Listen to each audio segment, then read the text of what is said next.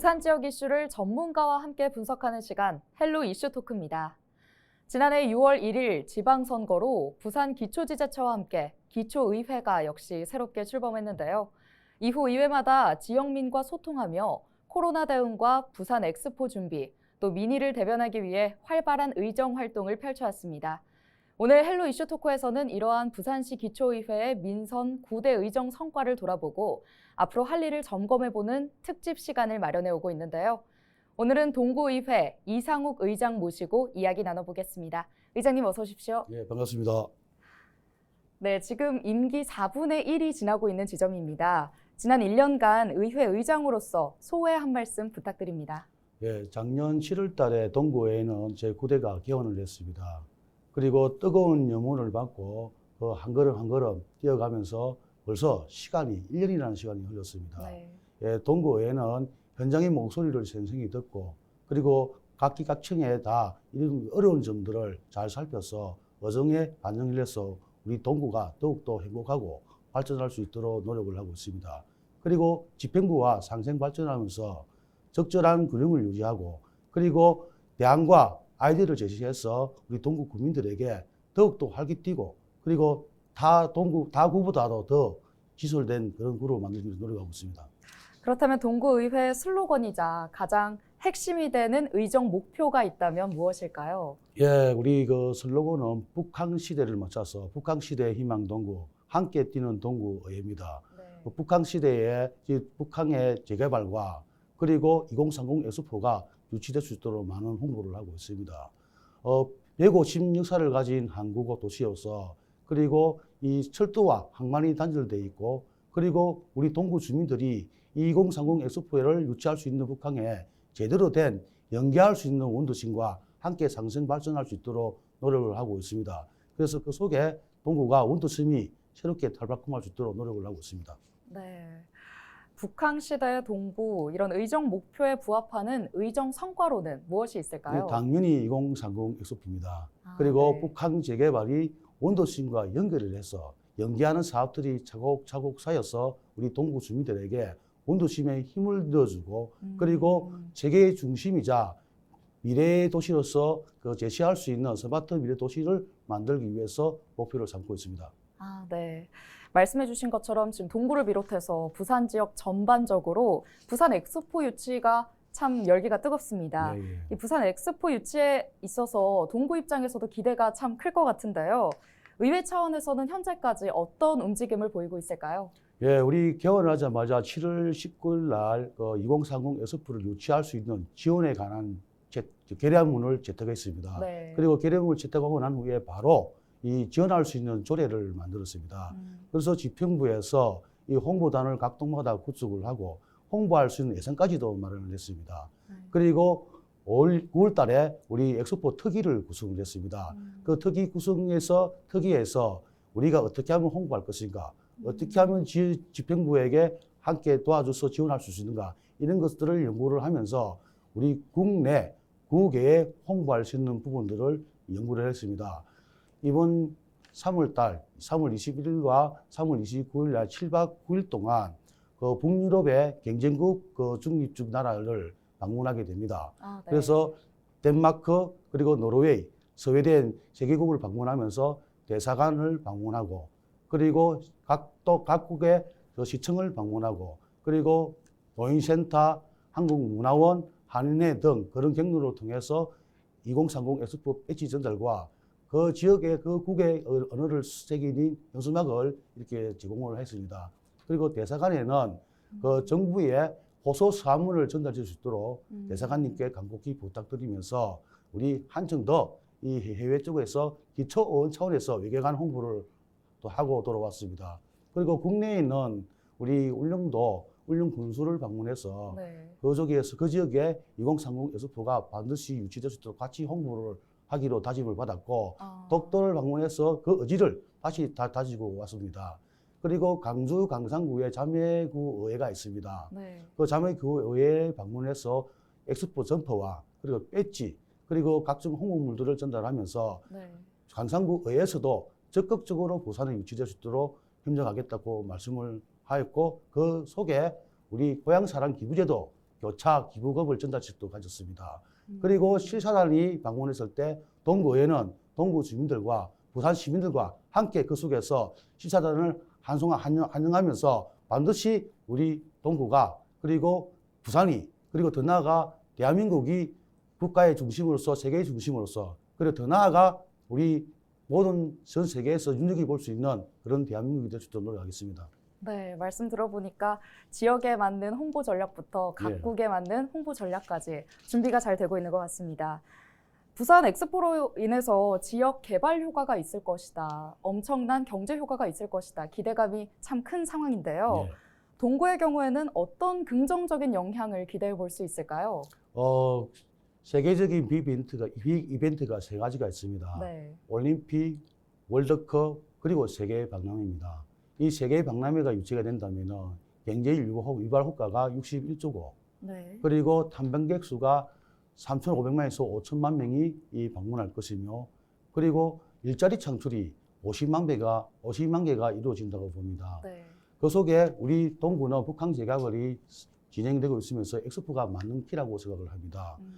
철도 지하화, 그리고 55 보급창 이전, 그리고 가덕도 신공항 조기 개항, 네. 그리고 이 여러 가지의 기반 시설이 구축됨으로써 동구에 엄청난 이점이 올 거라고 생각합니다. 그리고 크나큰 우리 원도심의 부분에 대해서 연계 사업들이 있습니다. 북한 재개발 연계 사업은 수성축과 초량축 같은 여러 축들이 있습니다. 이 축들이 잘 조성된다면 2030 엑스포 유치의 배후의 도시로서 그리고 그 탐방객들의 숙소 또 내지는 일자리 창출하면서 주거가 형성됨으로써 그 고도 제한 해제 그리고 주거 환경 일몰제가 도입이 돼서 함께 상생 발전할 수 있다고 기대됩니다. 아, 네. 동구 입장에서 큰 경제적 효과와 고용 효과 말씀해 주셨습니다. 이 부산 엑스포 개최 예정 부지인 북항이 또 동구와 밀접한 관련이 있습니다. 현재 북항 재개발 사업이 진행 중인 걸로 알고 있는데요. 의회에서는 어떤 부분에 있어서 행정과 협력하고 있나요? 예, 북항 재개발은 1단계, 2단계 공사가 진행 중입니다. 네. 1단계 공사는 작년 12월 달에 기본 시설이 구축이 돼서 완공이 됐고 네. 그리고 공공시설은 이번 5월 달에 개방을 했습니다. 2단계 공사는 지금 현재 기획재정부에서 그 시설 그런 용역에 대한 부분들을 그 변경 부지를 신청을 했습니다. 예비 타당성 조사를 하지요. 네. 이 조사가 수정축, 초량축을 포함한 원도심을 연계하는 부지입니다. 이 부지가 작년 10월 달에 통과됨으로써 이 수정축과 초량축의 경관축이 이렇게 확보가 된 상태입니다. 그리고 행정 절차를 빨리 진행을 함으로써 내년 4월 달쯤에 아마 2단계 공사가 착공될 예정이고 4월. 예, 27년도에 완공될 예정이라고 보고 있습니다.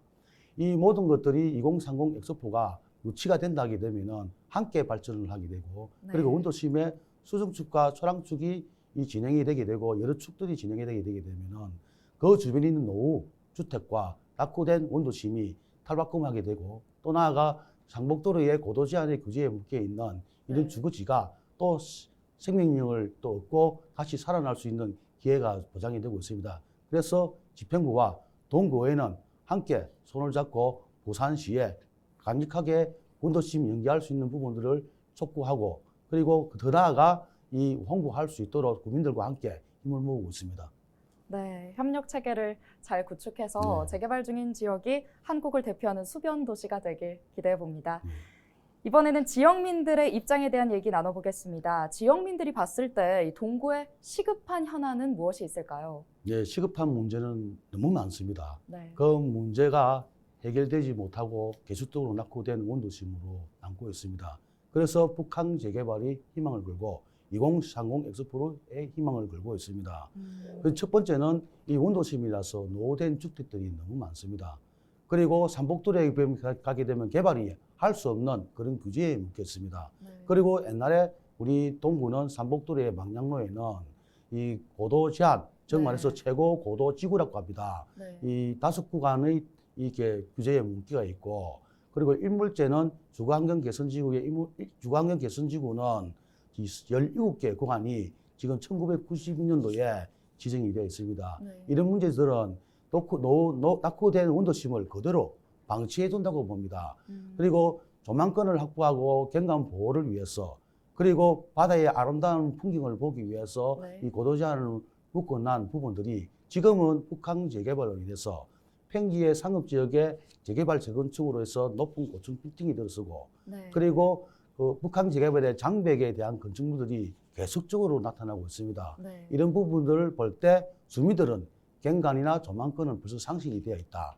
그리고 내 자산권의 보호를 주장을 하고 있습니다. 네. 그리고 재산권뿐만 아니라 이 노후된 주택들이 위험을 요소에 안전의 위협도 가하고 있습니다. 네. 이런 부분들을 해결하기 위해서는 보도 제한이 해제가 돼야 되고 그리고 주거환경 개선지구는 그 인몰제가 20년 지나면은 자동으로 해제될 수 있는 이런 부분들이 도입이 되어야 됩니다. 네. 그래서 부산시 관계자 여러분, 보도 제한 부분과 그리고 일몰제 도입을 반드시 실행해 주시기 바랍니다. 네.